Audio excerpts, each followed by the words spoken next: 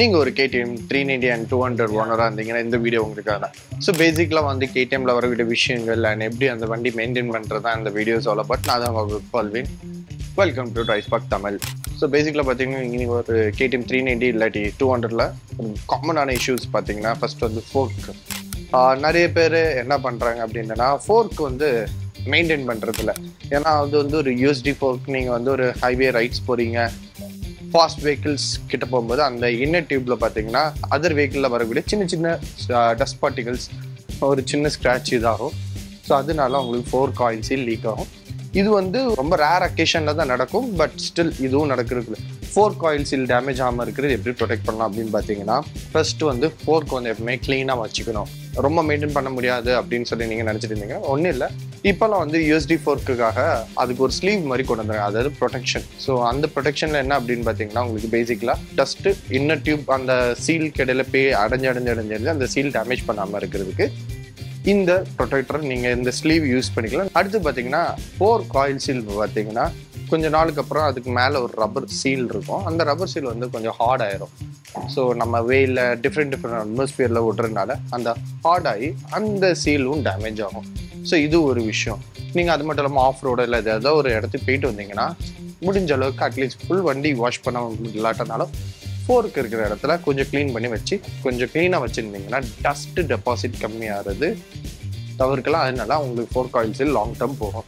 அடுத்து பார்த்தீங்கன்னா ஃபோர்க்கில் வரக்கூடிய ஆயில் பார்த்தீங்கன்னா பேசிக்லி பார்த்தீங்கன்னா 1 இயருக்கு ஒருக்கா ஆயில் கண்டிப்பாக வந்து நீங்கள் சேஞ்ச் பண்ண. ஏன் அப்படின்னா நம்ம வண்டியிலே அதிகமாக வந்து இன்ஜினுக்கு அடுத்தால அதிகமாக யூஸ் ஆகுது ஃபோர்க்.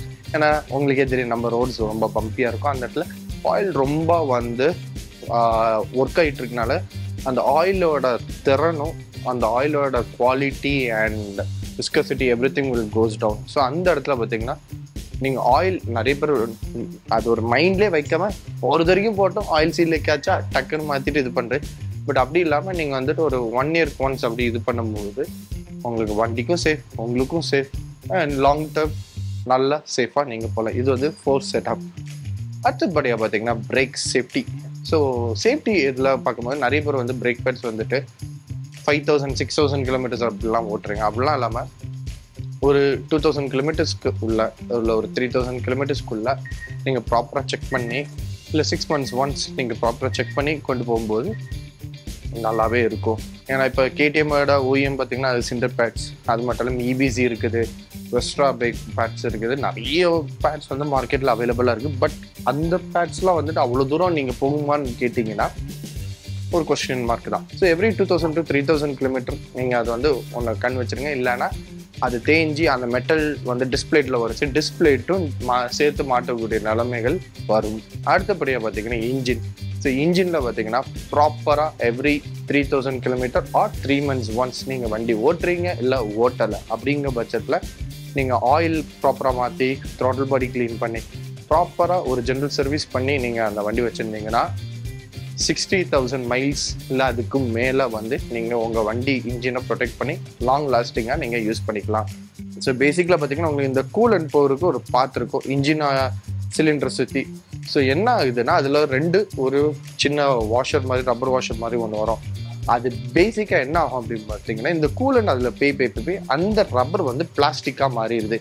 ஸோ அது ஒரு லாங் டேர்ம் ஆகும்போது பிளாஸ்டிக் ஆகும்போது ஓவர் ப்ரெஷர் ஆகும்போது ஓவர் ஹீட் ஆகும்போது அதனால இந்த coolant seal rubber push damage ஆகி இந்த கூலண்ட் இன்ஜின் ஆயில் கூட மிக்ஸ். ஸோ பேசிக்லி என்னென்னா 1 இயருக்கு வரைக்கும் நீங்கள் அது ஒரு அதில் சர்வீஸ் பண்ணும்போது அது ஒரு செக்அப் பண்ணிங்கன்னா லாங் டேர்மில் இன்ஜின் சீஸ் ஆகக்கூடிய வாய்ப்புகள் இல்லாமல் நீங்கள் இது பண்ணிக்கலாம். ஸோ இது வந்து ஒரு இது.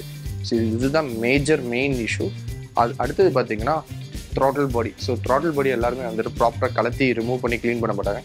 ஸோ த்ராட்டில் பாடி க்ளீன் பண்ணி இன்ஜெக்டரும் க்ளீன் பண்ணி fuel pump if necessary clean பண்ணி ப்ராப்பராக ஓட்டி அண்ட் ஆல்சோ ஏர் ஃபில்டர் ப்ராப்பராக நீங்கள் மாற்றினீங்கன்னா என்ன ஆகும்னா உங்களோட இன்ஜினோட லைஃப்பும் இன்னும் ஜாஸ்தி இருக்கும். ஸோ இதெல்லாம் ஒரு பேசிக் காமனான ஒரு இஷ்யூ. அடுத்த காமனான இஷ்யூ என்னன்னு பார்த்தீங்கன்னா உங்களுக்கு எலக்ட்ரிக்கல் வயரிங் ஹார்னஸ். ஸோ பேசிக்கில் பார்த்தீங்கன்னா இந்த வயரிங் ஹார்னஸ் தான். ஸோ வயரிங் ஹார்னஸ் பார்த்தீங்கன்னா எகெயின் இது வந்துட்டு ரொம்ப நாள் வந்து லாங் டேர்மாக போகும்னு பார்த்தீங்கன்னா இல்லை. என்ன அப்படின்னு பார்த்தீங்கன்னா நிறைய டெம்பரேச்சர் நிறைய இதில் வரும். ஸோ அந்த வயரிங்கோட கரண்ட் பாசும்போது அதில் டெம்பரேச்சர் ப்ரொடியூஸ் ஆகும். ஸோ அது வந்து கொஞ்சம் ஹார்டன் ஆகும். ஸோ லாங் டேர்ம் அந்த இதில் ஆகும்போது என்னென்னா ஒயர் சில இடத்துல வந்து வீக் ஸ்பாட்டில் வந்து டேமேஜ் ஆகிருக்கு. 100% பாசிபிலிட்டிஸ் இருக்குது. அடுத்தபடியாக engine oil again. So engine ஆயிலும் பார்த்தீங்கன்னா நம்ம அந்த கேனை ஓப்பன் பண்ணிட்டோன்னா இன்ஜின் ஆயில் வந்து ஆக்சிடைஸ் ஆக தொடங்கிடும். ஸோ அந்த இடத்துல பார்த்தீங்கன்னா நீங்கள் இன்ஜின் ஆயிலை வந்துட்டு ப்ராப்பராக either if it is 3000 kilometre or 3 months to 6 months நீங்கள் ப்ராப்பராக ஓட்டலாம். ஏன் அப்படின்னா ஆயில்ஸ் பார்த்தீங்கன்னா அதுக்கு ஷெல் லைஃப் இருக்குது, சர்வீஸ் லைஃப் இருக்குது. ஸோ சில ஆயில்ஸில் பார்த்தீங்கன்னா உங்களுக்கு வந்துட்டு ஷெல் லைஃப் இருக்கும், அதாவது 2 years 3 years ஷெல் லைஃப் இருக்கும். அப்புறம் சர்வீஸ் லைஃப்னா நீங்கள் அந்த கேன் ஓப்பன் பண்ணதுக்கப்புறம் 2 years இது. ஸோ அது எந்த டைமில் உள்ள மேனுஃபேக்சரிங் நிறைய பேர் நம்ம நோட் பண்ணாமல் வாங்கி யூஸ் பண்ணுறோம். ஸோ அதோட பேசிக்காக உள்ளது வந்து பார்த்தீங்கன்னா ப்ராப்பராக நீங்கள் கேடிஎம் வச்சுருக்கனால சொன்னால் 3000 kilometers to நீங்கள் ஒரு 3 months இல்லாட்டி 6 months வரைக்கும் நீங்கள் இதை ப்ராப்பராக செக் பண்ணி whether you are using the vehicle or not இதை பண்ணிட்டு வரும்போது உங்கள் வண்டி 100% சேஃபாக இருக்கும். அடுத்தது பார்த்தீங்கன்னா டயர்ஸ். ஸோ டயர்ஸ் நீங்கள் வாங்கும்போது ஒரு மேனுஃபேக்சரிங் இது பார்க்கணும். டயர் ஹார்டாக இருக்கா சாஃப்டாக இருக்கா, ஏன்னா கிராக்காக இருக்கும். ஸோ அது லாங் டேர்மாக நீங்கள் வந்து ஒரு லாங் டிஸ்டன்ஸ் எடுத்துகிட்டு போகும்போது டயர் வார்ம் ஆகும்போது வீக் ஸ்பாட்டில் டயர் பிளாஸ்ட் ஆகிறதுக்குள்ள வாய்ப்புகள் இருக்குது, இல்லை பஞ்சர் ஆகிறதுக்கு கூட வாய்ப்புகள் இருக்குது. ஸோ இதெல்லாம் தவிர்க்கிறதுக்கு இந்த மாதிரி ஸ்டெப்ஸ் எல்லாம் நீங்கள் இது பண்ணும்போது உங்கள் வண்டி சேஃபாக இருக்கும். கூலன் வந்து நிறைய பேர் வந்துட்டு மைண்ட் பண்ணுறதே இல்லை, வண்டி ஓடுறது வரைக்கும் ஓடட்டும் அப்படிங்கிற ஒரு விஷயம் தான். ஸோ அந்த கூலண்டில் உள்ள ஒரு விஷயம் என்ன அப்படின்னு பார்த்தீங்கன்னா நம்ம இப்போ எல்லாருமே யூஸ் பண்ணுது பயோ மெட்டீரியல் கூலன்ஸ் தான் யூஸ் பண்ணுறோம். ஃபார் எக்ஸாம்பிள் அந்த ஃப்ளோரசன் க்ரீன் டார்க் ஒரு மில்கி மிக்ஸ்டு ஒரு கூலன் இருக்கலாம், அந்த கூலன்ஸ் தான் சொல்லுவேன். ஸோ இதே என்ன ஆகும் பார்த்தீங்கன்னா 1 yearக்கு மேலே வந்து ஒரு ஆல்கே ஃபார்மேஷன் ஆகும், சால்ட்டும் க்ரியேட் ஆகும். ஸோ இந்த சால்ட் என்ன ஆகும் பார்த்தீங்கன்னா நீங்கள் ப்ராப்பராக மெயின்டைன் பண்ணி போகாமல் இந்த ரேடியேட்டரில் உள்ள ஃபென்ஸில் வந்துட்டு அந்த சால்ட் டெபாசிட் ஆகும். ஸோ ஃபென்ஸ் வந்து அந்த பிளாக்கேஜ் வந்து பிளாக் ஆகும். ஸோ கூலிங் கொஞ்சம் கம்மியாகும். அந்த டைமில் வந்து இன்ஜினோட லைஃப்பும் கொஞ்சம் கம்மியாகிட்டே வரும். லாங் டேர்மில் என்ன ஆகும், ரேடியேட்டர் ஃபெயிலியர் ஆகும், புது ரேடியேட்டர் ரீப்ளேஸ் பண்ணுற நிலமை வரும். இல்லை ரேடியேட்டரில் அந்த கூலன் பாஸோட டியூப்ஸ் இருக்குல்ல, அந்த டியூப்பும் உங்களுக்கு வந்து அந்த ஒரு மெட்டீரியல் இருக்குது, அதுவும் கொஞ்சம் ஹார்டன் ஆகி கடைசியில் எங்கே வீக் ஸ்பாட் இருக்கோ அங்கேருந்து கூலன் பொட்டி தெரிக்கக்கூடிய நிலைமைகள் ஏற்படலாம். ஸோ இந்த இதில் என்ன பார்த்தீங்கன்னா 6 months வரைக்கும் கூலன் நீங்கள் வந்து லெவலாக இருக்கா இல்லையான்னு செக் பண்ணும், அண்ட் கூலன் நல்லா இருக்குதா இல்லையான்னு. If it is replaceable you need to replace.